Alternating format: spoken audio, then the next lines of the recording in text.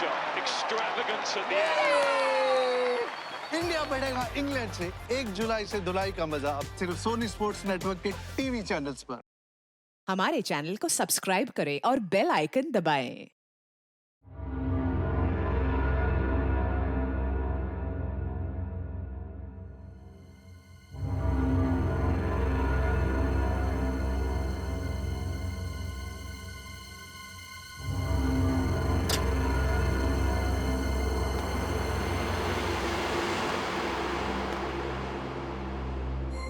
Ma'am साहब जब मैके चली जाती है तो कुमार साहब बिल्कुल आलसी हो जाते हैं। ना तो अखबार उठाया ना दूध उठाया।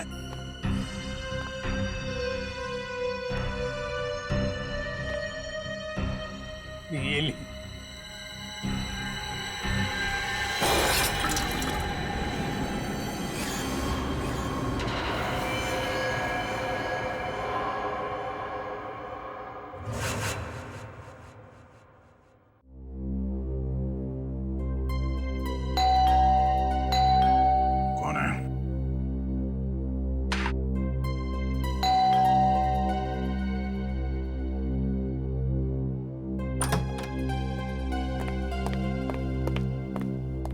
अरे फ्रेडी, सुबह सुबह यहाँ पे क्या बात?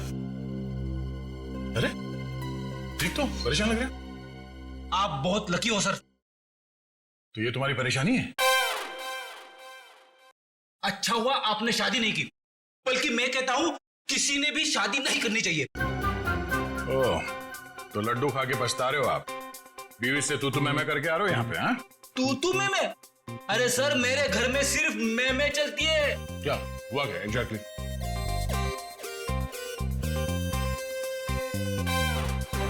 कैसी दिखती है मेरी बॉडी?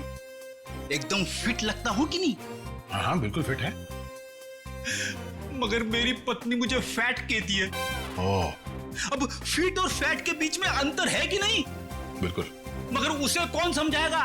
कल रात को मैं खटिया पे सोने गया तो खटिया टूट गई।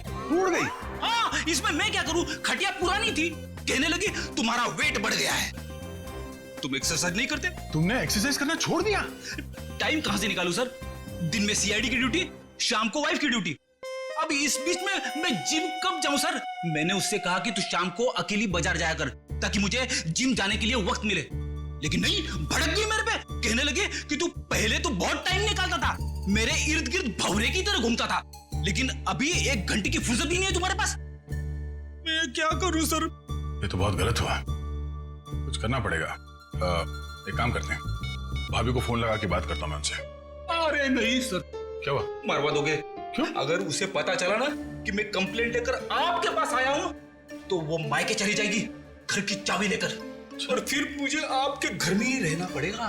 ओह, मतलब मामला सीरियस है, रिस्क नहीं ले सकते हैं। क्या करेंगे? सिवाय अफसोस के मैं तो कुछ नहीं कर सकता। मेरे पास एक उपाय है। क्या? भाभी को लगता है कि तुम फैट हो, फिट नहीं हो, है ना? तो तुम फिट हो जाओ। कैसे? एक्सरसाइज करके। और ऐसी एक्सरसाइज बताऊंगा जो तुम ऑफिस में बैठे बैठे भी कर सकते हो। मगर हाँ, जब फुर्सत मिले तभी करना, नहीं तो इसी भी आपको पता चल गया ना तो तुम्हें नौकरी से निकाल देंगे। अरे, है ना? 1 मिनट। हाँ, हेलो, क्या? कहां पे?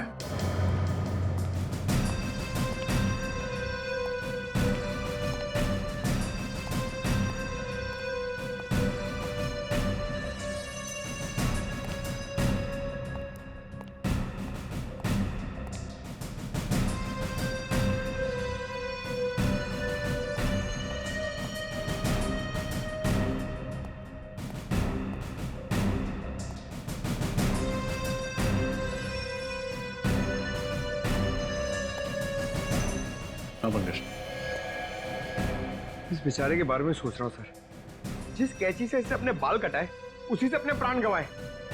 सर, मुझे तो बाल कटाने में डर लग रहा है। सर, एक और एक बात है, यहाँ पे इसके गले पे पाउडर जैसा कुछ लगा हुआ है।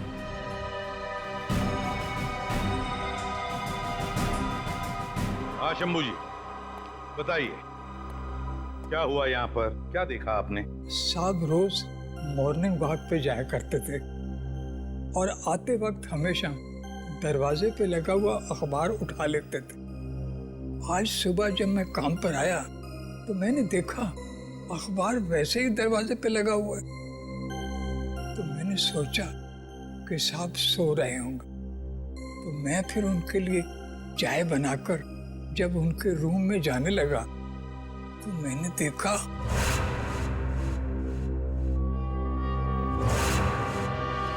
बड़ी अजीब बात है ना, जिस कैंची से कुमार जी के बाल कटवाए वही कैंची नाई ने उनके छाती में भोंक दी।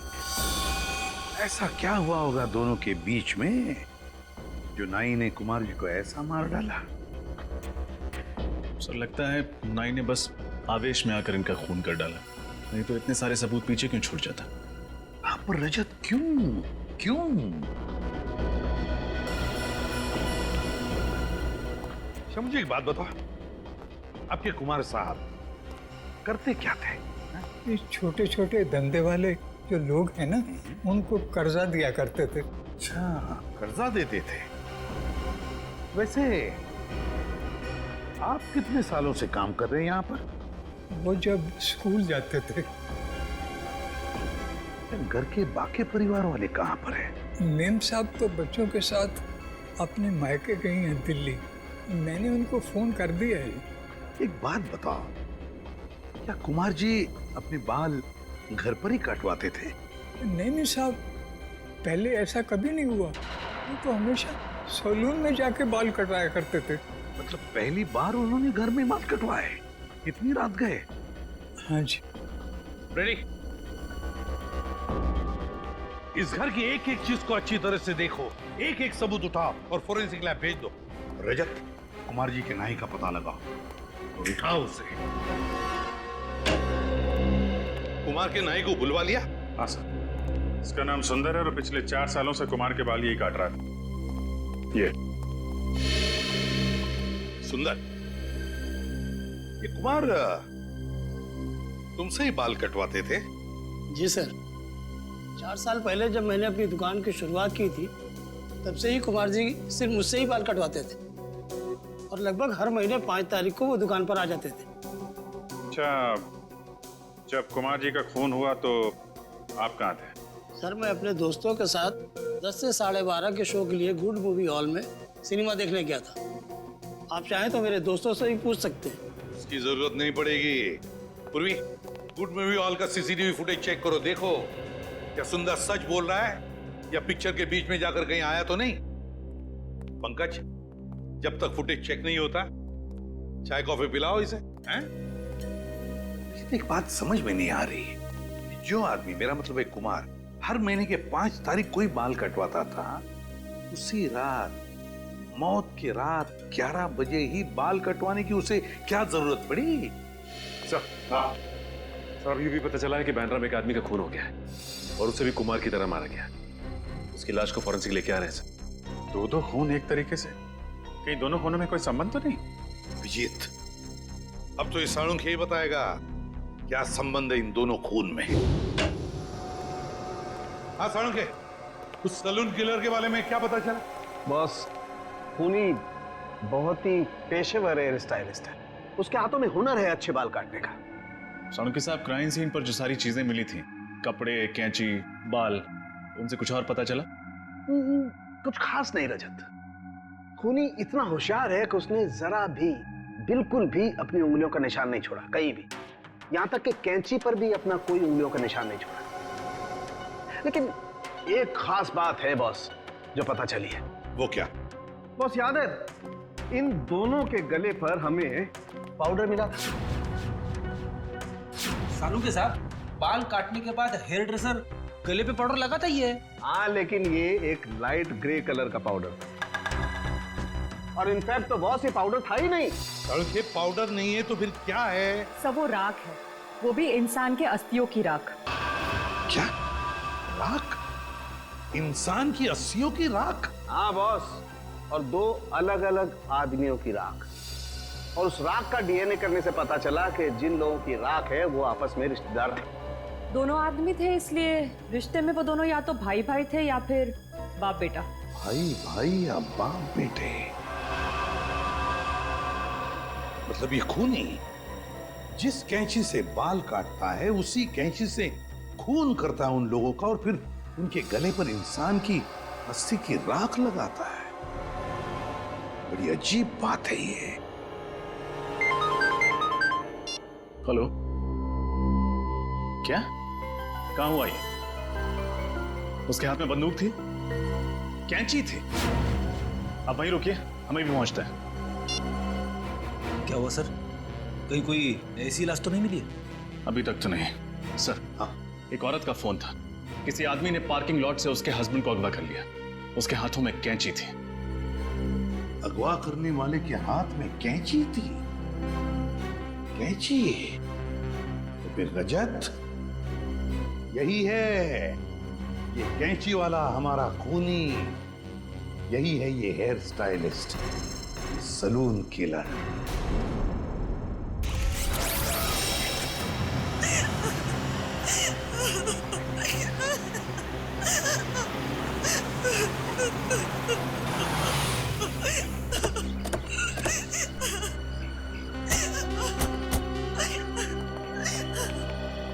आपने सीआईडी ब्यूरो में फोन किया था मैडम?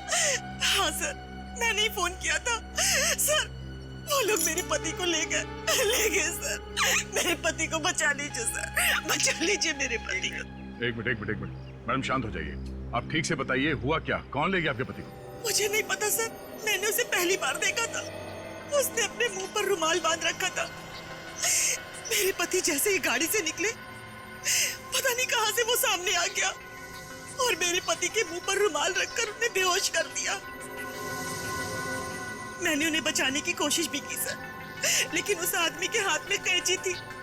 ये देखिए सर, उसने मुझ पर भी वार किया, सो मैं डर गई और उसने मेरे बेहोश पति को गाड़ी में बिठाकर पता नहीं कहाँ ले गया।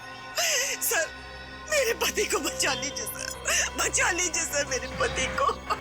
एक मिनट।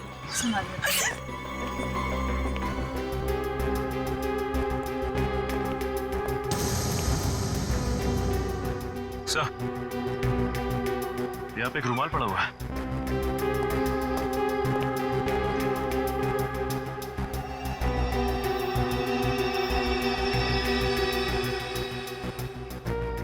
मैम, क्या ये कपड़ा इस्तेमाल किया गया था आपको पति को बेहोश करने के लिए? हाँ सर, ये वही कपड़ा है। सर, क्लोरोफॉर्म का इस्तेमाल किया। लगता है सैलून किलर बड़ी तैयारी के साथ आया था यहाँ पे। Salon killer? ये सैलून किलर कौन है? इसका मतलब वो मेरे पति को भी मार डालेगा। देखिए प्लीज, आप चिंता मत कीजिए। उससे पहले कि वो आपके पति तक पहुंचे, हम उसे ढूंढ निकालेंगे। देखिए मैडम, आप ये बताइए कि जब वो लोग आपके पति को गाड़ी में डालकर ले गए तो आपने उस गाड़ी का नंबर देखा, कुछ याद है आपको?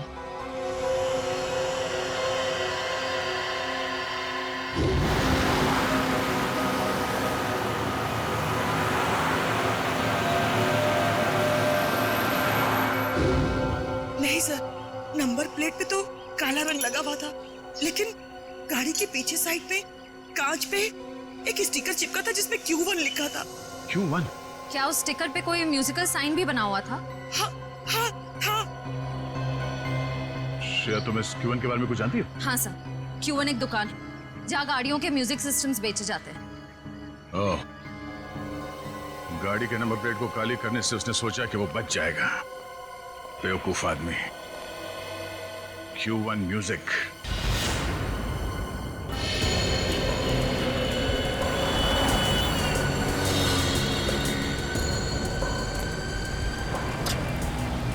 ठीक है, बोलिए सर, मैं आपको किस तरह का म्यूजिक सिस्टम दिखाऊं? हमारे पास में वैसे हर बड़ी कंपनी का है, जो आप चाहें मैं आपको दिखा सकता हूँ। वो सब छोड़िए सर, ये बताइए पहले ये गाड़ी कौन सी है आपकी? सीआईडी की गाड़ी है। सॉरी सर, पहले बताना था आपको। अरे यार, तो फिर फटाफट देख के बताओ अपने रिकॉर्ड में कि लेस्कॉट गाड़ी में आपने कुछ लगाया म्यूजिक सिस्टम वगैरह? जी सर।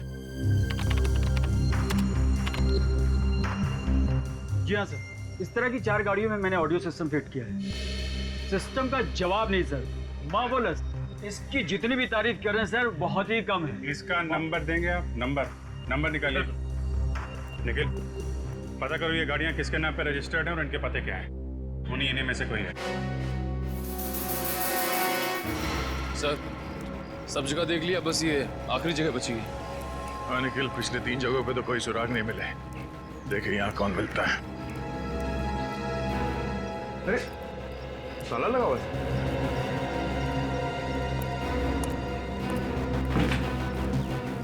क्या बात है सर? हम लोग सीआईडी से हैं। हमें मिस्टर सुमुख से मिलना है। उनके नाम पे गाड़ी रजिस्टर्ड है XY35 MT645। घर पे नहीं है क्या वो? साहब, मैंने सुना था कि वो 2 महीने पहले ही मर गया था। क्या? सुमुख 2 महीने पहले मर चुका है? जी साहब। और आपको? सर, मेरा नाम सनी है। सर, मैं इसी खुली में रहता हूँ। सर, मैंने सुना था कि दोनों बाप बेटे ने आत्महत्या कर ली थी। बेचारे दोनों इसी खोली में जल के मर गए थे। ये सब कैसे हुआ? आप लोगों ने बचाने की कोशिश नहीं की? वो सब कुछ आधी रात को हुआ ना, तो किसी को पता ही नहीं चला। मैंने भी कोई आवाज नहीं सुनी। आप साहब, मेरा नाम कांता है। मैं बाजू वाली खोली में रहती हूँ। अच्छा, ये सुमुख की जो गाड़ी है वो कहाँ है? गाड़ी? क्या सुमुख के पास गाड़ी थी? साहब, हमने तो कभी नहीं देखी। और सुमुख तो चल ही नहीं पाता था साहब, तो गाड़ी कैसे चलाता? सुमुख चल नहीं पाता था? जी नहीं। मधुसूदन को जिस गाड़ी में किडनैप किया गया वो गाड़ी सुमुख के नाम पर रजिस्टर्ड है और सुमुख चल नहीं सकता था। ये क्या राज है तो दरवाजा खोलने के बाद ही पता चलेगा।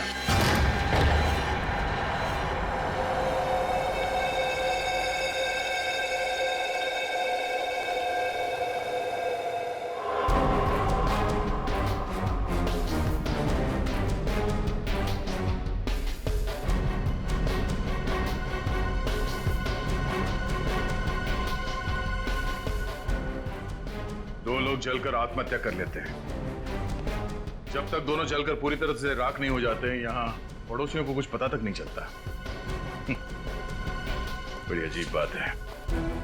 मतलब सर, आपको शक है कि सुमुख और उसके पिता ने आत्महत्या नहीं की, उन दोनों को किसी ने जला के मारा और अब कोई उनकी मौत का बदला ले रहा है? हाँ, और वो आदमी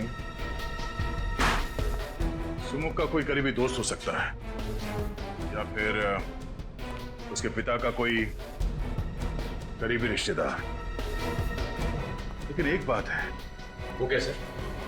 डॉक्टर सालुंके ने हमें बताया था कि मिस्टर कुमार के गले पे जो राख मिली थी वो 2 अलग-अलग लोगों के थे और दोनों रिश्तेदार थे। तो हो सकता है कि दोनों बाप बेटे हो। सर, इसका मतलब वो राख सुमुख और उसके पिता की है? हाँ, मुझे शक तो है, पर कंफर्म करना बहुत जरूरी है। एक काम करो, डीएनए टेस्ट के लिए उनके बाल उठा लो यहाँ से और बाथरूम से टूथब्रश और घर की अच्छी तरह से तलाशी लो। देखो कुछ मिलता है।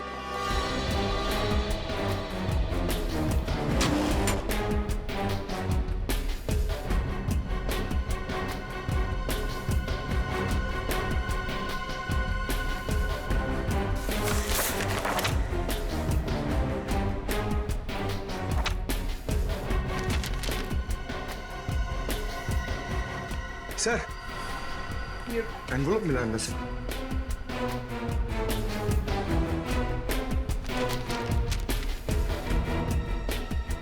ये तो लोन एप्लीकेशन है। Golden finance loan application form. Golden finance तो प्राइवेट फाइनेंस कंपनी है, कोई बैंक नहीं है। और ये फाइनेंस कंपनी का लोन एक्नॉलेजमेंट लेटर 2 महीने पहले का है। सुमुख के मरने से 2 महीने पहले का। हाँ तारिका, क्या पता चला? तो सुमुख के घर से जो टूथब्रश और बाल के सैंपल आप लोगों ने भिजवाए थे, उसकी डीएनए टेस्ट की रिपोर्ट आ गई है। और नतीजा? Perfect match. दोनों लाशों के गले पे पाई गई राख सुमुख और उसके पिताजी की ही है। ओह, मतलब मेरा शक सही निकला। कोई तो है जो सुमुख और उसके पिता की मौत का बदला लेना चाहता है। लेकिन सर, ये समझ में नहीं आता कि मिस्टर पार्थ और मिस्टर कुमार को मारने से पहले उन्हीं ने उनके बाल क्यों काटे? एक क्राइम सीन को एक सैलून का रूप क्यों देना चाहता है? सबसे पहले हमें यह पता लगाना चाहिए कि ऐसे कौन करीबी लोग हैं सुमुख और उसके पिताजी के जो उनकी मौत का बदला लेना चाहते हैं। और फिर इन दोनों ने आत्महत्या ही क्यों की? सर ऐसा भी तो हो सकता है कि किसी ने उन दोनों को मार डाला हो और आत्महत्या दिखा रहा हो। और सर मिस्टर पार्थ और मिस्टर कुमार को खूनी ने उनके घर में ही मारा, लेकिन मिस्टर मधुसूदन को उसने अगवा कर लिया जानबूझकर। हो सकता है मधुसूदन को किसी खास जगह ले जाकर के मारना चाहता हो। आद्या, अच्छा, गोल्डन फाइनेंस कंपनी के ठीक है। सुमुख ने मरने से पहले गोल्डन फाइनेंस कंपनी से लोन लेना चाहा था। Golden finance company.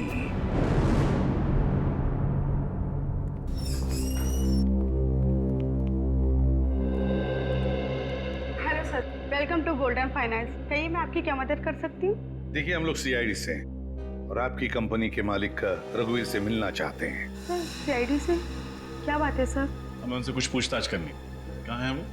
सर रघुवीर सर तो नहीं है और आज वो ऑफिस में भी नहीं आने वाले। क्यों? क्यों नहीं आने वाले? सर उनके पार्टनर मिस्टर पार्थ की हत्या हुई थी तो आज उनकी शोक सभा है, तो सर वहीं पे गए हैं। पार्थ? कहीं ये वही पार्थ तो नहीं जिनका बांद्रा में खून हो गया? जी सर वही। अच्छा, क्या पार्थ और रघुवीर कंपनी में पार्टनर्स थे? काफी समय से वो दोनों साथ में काम कर रहे थे और ज्यादातर फैसले मिस्टर पार्थ ही लिया करते थे। Thank you very much. Okay sir. पता लगाना पड़ेगा ये सुमुख पार्थ को जानता कैसे था और फिर उसने पार्थ को मारा क्यों। मैं बिल्कुल अकेली रह गई। आपके बिना मेरे जीवन का कोई मतलब नहीं। अब मैं कैसे जीऊंगी? एक्सक्यूज मी, रघुवीर। मिस्टर रघुवीर, प्लीज। ठीक है, मैं ही रघुवीर। माफ करना, इस समय आपको डिस्टर्ब कर रहे हैं। हम लोग सीआईडी से हैं। मिस्टर पार्थ आपके बिजनेस पार्टनर थे? जी हाँ सर। 20 साल पहले मैंने एक कंपनी शुरू की थी जो पिछले 10 साल से घाटे में जा रही थी। पार्थ अगर उसे ज्वाइन नहीं करता तो कंपनी डूब जाती सर। मैं रोड पे आ जाता। बहुत अच्छा आदमी था सर। अच्छा, आपने कभी किसी मिस्टर कुमार या मधुसूदन का नाम सुना? नहीं सर, मैं इन दोनों लोगों से नहीं मिला और ना ही कभी पार्थ के मुंह से इनका नाम सुना है। लेकिन क्या हुआ सर? मिस्टर कुमार का भी खून ठीक उसी तरह से हुआ है जैसे मिस्टर पार्थ का हुआ है और हमें शक है कि मधुसूदन को भी उसी खूनी ने अगवा किया है। खैर, अब ये बताइए कि आपको किसी पे शक है? नहीं सर, मुझे किसी पे शक नहीं है। पार्थ बहुत ज्यादा प्रोफेशनल था। वो अपने घर और काम से मतलब रखता था। ना तो उसकी कोई बुरी सोबत थी और न ही उसे कोई बुरी आदत थी। मिस्टर पार्थ ने कभी सुमुख नाम के किसी आदमी के बारे में कुछ बताया आपको? सुमुख? हाँ, सुमुख नाम के एक आदमी ने हमारी कंपनी में एक लोन के लिए अर्जी दी थी 25 लाख रुपए की, लेकिन पार्थ ने उसे रिजेक्ट कर दिया था। ओह, और उन्होंने ऐसा क्यों किया था, कुछ पता है? नहीं सर, लेकिन एक बात जरूर है। पार्थ को अगर लगता था कि कोई आदमी हमारा पैसा नहीं लौटा पाएगा तो वो उसकी अर्जी नामंजूर कर देता था और उसका ये फैसला हमेशा ठीक होता था सर। इसलिए हमारी कंपनी फायदे में चल रही थी। थैंक यू रघुवीर, थैंक यू। तो शायद सुमुख ने मिस्टर कुमार और मधुसूदन दोनों से भी कर्जा मांगा होगा। वैसे उनकी तो कोई भी फाइनेंस कंपनी नहीं थी। लेकिन कभी कभी बिजनेसमैन ऊंचे ब्याज पर कर्जा दे दिया करते हैं। एक काम करो, मिस्टर कुमार और मधुसूदन, इन दोनों के परिवार वालों को और उनके ऑफिस में जितने लोग काम करते हैं उन सबको ब्यूरो बुलाओ। सर, ये कुमार जी की पत्नी है और ये मधुसूदन जी की पत्नी है। और सर ये दोनों मधुसूदन जी के कंपनी में काम करते हैं। सर, मेरे पति का कुछ पता चला? वो सही सलामत तो है ना? देखिए, आप बिल्कुल चिंता मत कीजिए। आपके पति को हम सही सलामत वापस ले आएंगे। हम पूरी कोशिश कर रहे हैं। वैसे मिस्टर कुमार छोटे छोटे बिजनेस में इन्वेस्ट करते थे, है ना? और मिस्टर पार्थ की कंपनी लोगों को बिजनेस के लिए पैसे उधार देती थी। तो क्या वैसे ही मधुसूदन जी भी व्यापारियों को पैसे उधार देते थे, लोन देते थे? जी हाँ सर, वैसे तो हमारा टेक्सटाइल का बिजनेस है, लेकिन मेरे पति लोगों को बिजनेस के लिए प्राइवेट लोन भी दिया करते थे। आप लोग मधुसूदन जी के ऑफिस में काम करते हैं। जरा याद करके बताइए, कोई सुमुख नाम का आदमी आया था क्या उनसे लोन मांगने के लिए? हाँ सर, 3 महीने पहले मिस्टर सुमुख की लोन एप्लीकेशन आई थी। लेकिन सर ने उसे लोन देने के लिए मना कर दिया था। ये सुमुख तो मर चुका है और यहाँ तक कि उसके पिता की भी मौत हो चुकी। तो फिर कौन है जो ये सब कर रहा है? कोई ऐसा आदमी जो सुमुख और उसके पिता की मौत का बदला लेना चाहता है, करीबी रिश्तेदार या दोस्त। हाँ अभिजीत, पता लगाना ही पड़ेगा इनके रिश्तेदार और दोस्तों के बारे में, पता लगाना ही पड़ेगा। शोभा जी, तो आप मालकिन इस स्टॉल की? होए साहिब, गरीब और मुसीबत के मारे लोगों की मदद करती हूँ, उनको खोली भाड़े पे देती हूँ। वो Sahib social service. Social service? Social service करते करते यहाँ पे रहने वाले लोगों की पहचान पत्र की कॉपी नहीं लेती आप? राशन कार्ड वगैरह कुछ नहीं मिला हमें यहाँ से, जिससे सुमुख और उसके पिताजी के बारे में कोई जानकारी मिल सके? अरे साहिब, सब गरीब लोगों के पास किधर होता है पहचान पत्र? आपके पास उनका कोई फोटोग्राफ है? नहीं साहिब, सुमुख और उसके पिताजी 4 महीने पहले आए थे। साहिब, उसका लड़का विकलांग था, ठीक से चल भी नहीं पाता था। मैंने तो उसको खोली देके उसकी मदद की। साहिब, वो बाप बेटा दोनों जलकर मर गए। अरे उसके बाद पुलिस का कितना लफड़ा झेला मैंने। अच्छा, आप लोग यहीं पे रहते हैं? किसी को तो इस खोली में आते जाते देखा होगा? नहीं। और आपने? सर मैं तो यहाँ 3 महीने पहले ही रहने आया हूँ। मुझे तो कुछ भी मालूम नहीं है। साहिब, ये सच बोलता है, ये तो अभी रहने को आया है। वो दोनों बाप बेटा ना किसी से बात नहीं करते थे, कोई रिश्तेदार दोस्त कोई उनको मिलने नहीं आता था। अच्छा, आप लोगों ने कभी उन्हें बात करते हुए सुना या फिर किसी का नाम का जिक्र करते हुए सुना? याद करिए। हाँ साहब, मरने से 3 दिन पहले रात को बाप बेटे में खूब झगड़ा हुआ और किसी बात को लेकर बहस भी हो रही थी। कैसी बहस? वो सुमुख अपने पिताजी को किसी कागज पे साइन करने के लिए कह रहा था और उसके पिताजी चिल्ला चिल्ला कर कह रहे थे कि मैं कोई साइन नहीं करूंगा। सर शायद सुमुख अपने पिताजी से किसी लोन के कागजात पे साइन करने के लिए कह रहा हूँ, गारंटर के तौर पर या किसी चीज को गिरवी रखे, और उसके पिताजी मना करें इस बात के लिए। हो सकता निखिल, पर अब भी सवाल वही है कि आखिर वो कौन है जो सुमुख और उसके पिताजी की दर्दनाक मौत का बदला लेना चाहता है? ये सलून किलर आखिर है कौन? ये कैसे हो सकता है अभिजीत? 4 महीने से सुमुख अपने पिताजी के साथ उस चाल में रह रहा है और फिर भी किसी भी पड़ोसियों को उनके बारे में कुछ पता तक नहीं। सर पड़ोसी बता रहे थे दोनों बाप बेटे में बनती नहीं है, बहस होती रहती है, इसलिए सुमुख के पिताजी ज्यादातर घर के बाहर रहते हैं और ये सुमुख अपाहिज होने के कारण घर के अंदर। बाप बेटे किसी से बातचीत भी नहीं करते। सर बाप बेटे के आपसी झगड़े से किसी का क्या लेना था? और कोई इन्हें जला के क्यों मारेगा? और फिर खूनी ने मधुसूदन को क्यों किडनैप किया? और अगर किडनैप किया भी है तो छुपा के कहां रखा होगा? हेलो जी हाँ, कहाँ पे? Okay, thank you very much. Sir जिस कार में मधुसूदन को किडनैप किया गया था उसका पता चल गया है। अभी थोड़ी देर पहले उसे गोमती नगर चाल के पास पाया गया है। तो फिर अभिजीत, मधुसूदन को भी वहीं पे छुपा के रखा गया है। गोमती नगर, गोमती नगर।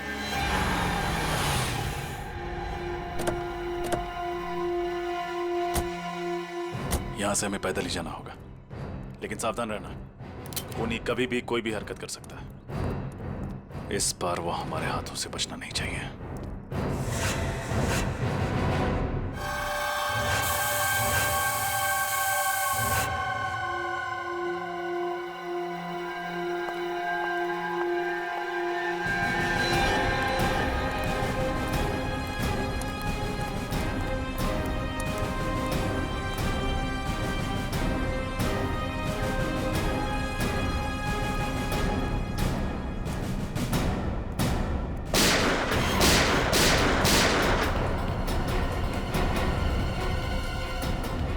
फ्रेडी, पंकज, तुम में से किसी ने गोली चलाई? नहीं सर, मैंने तो गोली नहीं चलाई। नहीं सर, मैंने नहीं चलाई। तब तो ये जरूर उसे खूनी का काम होगा। जिस दिशा से गोली की आवाज आई है उधर आ जाओ।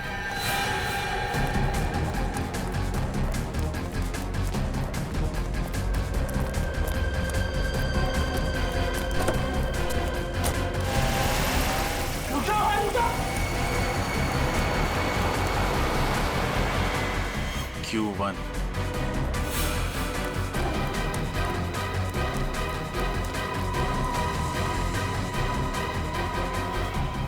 फ्रेडी, जिंदा है, इसे संभालो। आओ पंकज।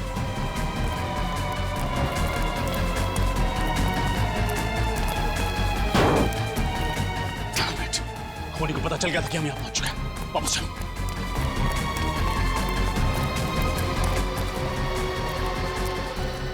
सुनो, अपनी आंखें खुली रखने की कोशिश कर। तो मेरी आवाज सुनाई दे रही है? वो कौन था जिसने गोली चलाई? और वो तुम सबको मारना क्यों चाहता था? वो हमारे बॉस को भी ले गया। बॉस? क्या नाम है तुम्हारे बॉस का? लकी, लकी नाम है वो। लकी? और ये सब कौन है? ये सब भागी सारे हमारे साथी। एक खूनी एक गुंडे को क्यों अगवा करेगा? सुनो, इसने मुजरिम को देखा है। हर हाल में इसका बचना जरूरी है। हॉस्पिटल ले जाओ इसे। चलो आओ, जल्दी जल्दी।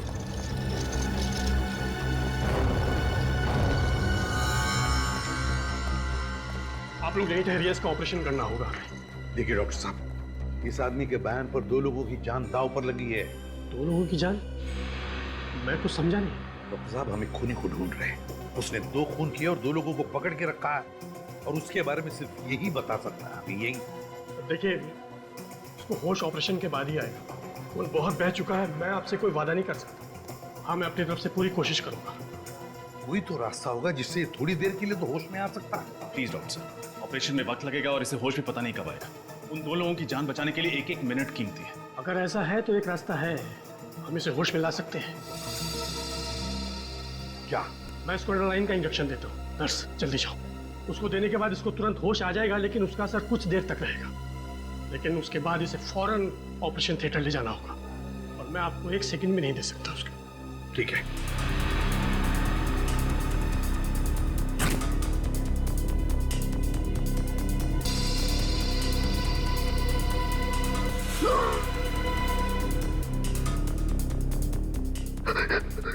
क्या हुआ?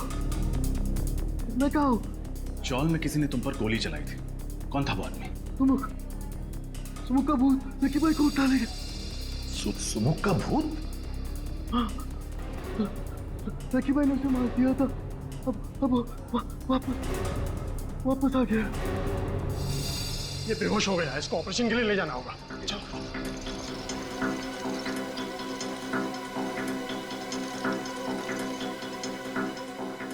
सुमुख जिंदा है? उसी की तो राख मिली थी ना कुमार और पार्थ के गले में। तो फिर ये सुमुख जिंदा कैसे हो सकता है? अगर सुमुख जिंदा है तो वो राख थी किसकी? और इस वक्त सुमुख कहाँ है? इसका जवाब तो वो अकाउंटेंट देगा। लकी का सबसे विश्वासु अकाउंटेंट। उठाओ उस अकाउंटेंट को।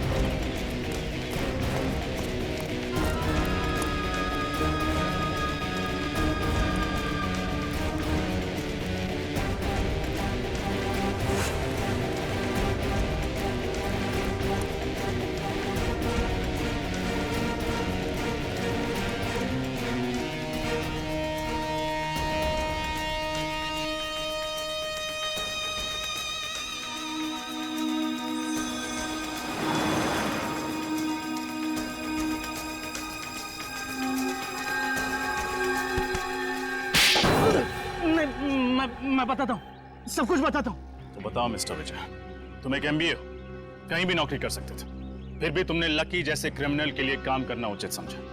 उसके गैर कानूनी धंधों का हिसाब किताब तुम ही संभालते हो ना? हाँ, मैं ही संभालता था। सुमुख के बारे में क्या जानते हो? सुमुख? उसने तो लकी भाई से 25 लाख रुपए उधार लिए थे, लेकिन समय पर रकम लौटा नहीं सका। और उस वक्त लकी भाई को शहर में अपने नाम की धाक जमानी थी, इसलिए उन्होंने सुमुख और उसके पिताजी को मरवा दी। लेकिन आप सुमुख के बारे में क्यों पूछ रहे? वो तो एक छोटी सी मक्खी। जिसे तुम एक छोटी सी मक्खी कह रहे हो, उसने लकी को अगवा किया, उसके सारे आदमियों को मरवा दिया। एक अपाहिज ने तुम्हारे लकी भाई को खत्म कर दिया, समझे तुम? अपाहिज? कौन है अपाहिज? सुमुख तो अपाहिज नहीं था। क्या? सुमुख अपाहिज नहीं था? नहीं, लेकिन चौल में सबने बताया था कि वो अपाहिज था। नामुमकिन है। जब वो लकी भाई से उधार मांगने के लिए आया था तब मैं वहां पर मौजूद था। किस लिए मांगने आया था वो पैसे? वो नई दुकान खोलना चाहता था और अपने पिताजी के लिए नया घर लेना चाहता था, लेकिन वो अपने पैरों पे चलकर वहां पर आया था और अपने पैरों पर ही वहां से गया। सरफिरी है कौन जो नकली सुमुख बन के घूम रहा है, जबकि असली सुमुख अपाहिज था और अपने पिताजी के साथ जल के मर चुका है कौन ये बहरूपिया? अच्छा, तुम्हारे पास उस आदमी का पता है जो लकी से पैसे मांगने आया था? हाँ है।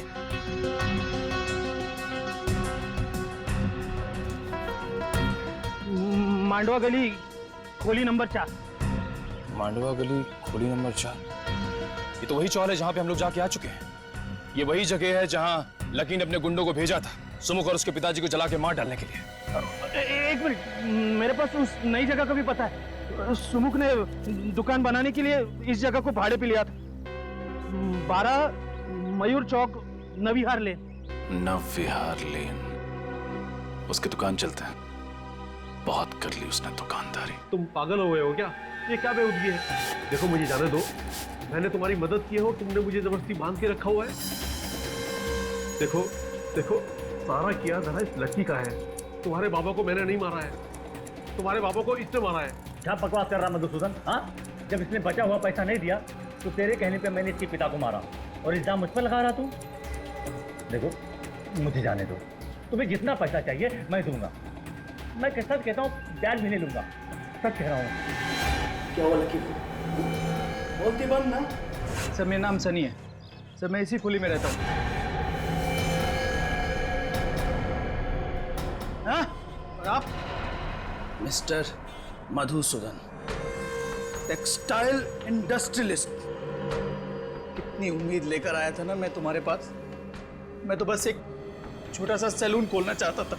अरे भीख मांगने नहीं आता तुम्हारे पास, उधार मांगने आया था।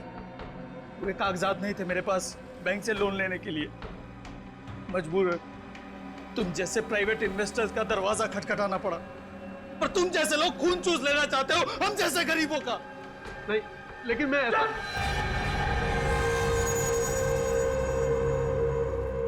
लकी भाई, एक किस्त देने में देर कर देने पर कोई किसी के बाबा और उसके निर्दोष बेटे को चलाकर मार सकता है क्या? हाँ? गलती हो गई, माफ कर दो प्लीज। अब मैं माफी मांग रहा हूँ। इसके बहकावे में आ गया था मैं, इसके मधुसूदन के, इसीलिए मैंने किया था। लेकिन सुनो, मुझे एक बात समझ में नहीं आई। मैंने तुम्हें और तुम्हारे पिता को जलाकर मार डाला था, तुम जिंदा कैसे बच गए? तुम्हारे बेवकूफ गुंडों ने मुझे नहीं मारा, मेरी जगह मेरे निर्दोष अपाहिज भाई को जलाकर मार दिया, समझे? क्या तुम्हारा छोटा भाई भी था? मेरा छोटा भाई भी था, वो चल नहीं सकता था। आखिर क्या दोष था मेरे भाई मृदुल का? उसको सुमुख समझकर इसके गुंडों ने चलाकर मार दिया।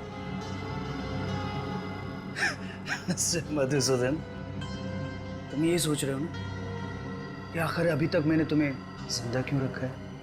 क्योंकि तुम मुझे अच्छा आदमी समझते हो और सिर्फ चेतावनी देकर छोड़ना चाहते थे। चुप! तेरी वजह से मैंने अपने पूरे परिवार को खो दिया है। तुझे बहुत बड़ी सजा दूंगा। तेरी आंखों के सामने मैं लकी का खून करूंगा ताकि तू देख सके कि मरते वक्त कितना दर्द होता है। उसके बाद मैं तुझे मारूंगा ऐसे ही, ताकि तू एक बार नहीं बार बार मर सके बार बार मर सके। तुम ऐसा नहीं कर सकते लकी, तुम कुछ करो। हाँ मधुसूदन, मैं करता हूँ तुम्हारे अपने लिए कुछ। हाँ देखो प्लीज मुझे छोड़ दो please please please. Sumukh, CID, आप लोगों को इस जगह के बारे में किसने बताया? लकी के अकाउंटेंट। और तुम्हारा खेल खत्म। माफ कर दीजिए सर, मैं ऐसा नहीं था सर। बदले की आग में मैं अंधा हो गया था। मैं तो एक सीधी सादी जिंदगी जीना चाहता था। मैं एक हेयर स्टाइलिस्ट बनना चाहता था, लेकिन मेरे बाबा स्कूल टीचर थे। उन्हें मेरा ये बाल काटने का काम पसंद नहीं था, लेकिन मैंने भी ठान ली थी कि मैं हेयर स्टाइलिस्ट बनूंगा। जब मैंने एक सैलून में नौकरी करना शुरू किया, मेरे बाबा ने मुझसे रिश्ता ही तोड़ लिया था। और तुम्हारे पिताजी शोभा जी की चौल में चले गए रहने के, और तुम भी उनके पीछे पीछे वहां चले गए और उसी चौल में रहने लगे। हाँ सर, जैसे ही मुझे पता चला कि बाबा और मृदुल वहां रहने लगे तो मैं भी वहां शिफ्ट हो गया। लेकिन मेरे बाबा तो मुझसे गुस्सा थे। उन्होंने चौल में किसी को नहीं बताया कि मैं उनका बेटा हूं, पर मैंने भी ठान ली थी कि अपना खुद का एक सैलून खोलूंगा और बाबा को साबित कर दूंगा कि एक हेयर स्टाइलिस्ट बन के भी एक इंसान कामयाब हो सकता है, उसे इज्जत मिल सकती है। और इसीलिए तुमने लोन लेने के बारे में सोचा? हाँ हाँ सर, पर फिर भी मुझे बैंक से लोन नहीं मिल पाया। एक बार मैंने कोशिश भी की, बाबा को गारंटर के तौर पर लोन के कागजात पर साइन कराने के लिए कहा, लेकिन मेरी उनसे बहस हो गई। ये बात कांता ताई ने भी सुनी थी।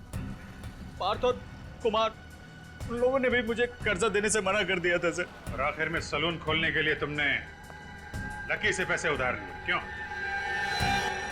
हाँ सर, और मेरा सैलून ठीक ठाक चलने भी लगा था। बस एक किस्त देने में देर कर दी थी।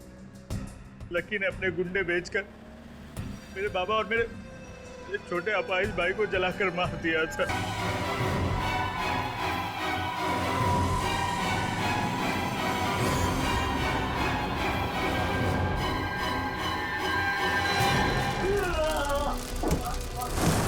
और दुनिया के सामने तुमने अपने भाई की जगह खुद को मार डाला। हाँ सर, मुझे मेरे पिताजी और मेरे भाई की मौत का गम बहुत सता रहा था। मुझे चैन से नींद नहीं आ रही थी, इसलिए मैंने बदला लेने की ठान ली थी। फिर मैंने उनको एक कमाल का हेयर कट दिया। सबको मैंने एक एक करके मार डाला। जब तक फांसी का फरमान नहीं आ जाता, जेल में बैठ के दूसरे कैदियों को हेयर कट देते रहना। और तुम लोगों को भी सुमुख के पिता और उसके भाई के खून के इल्जाम में फांसी ही होगी। For more updates, subscribe to our channel, click the show links and enjoy watching the videos.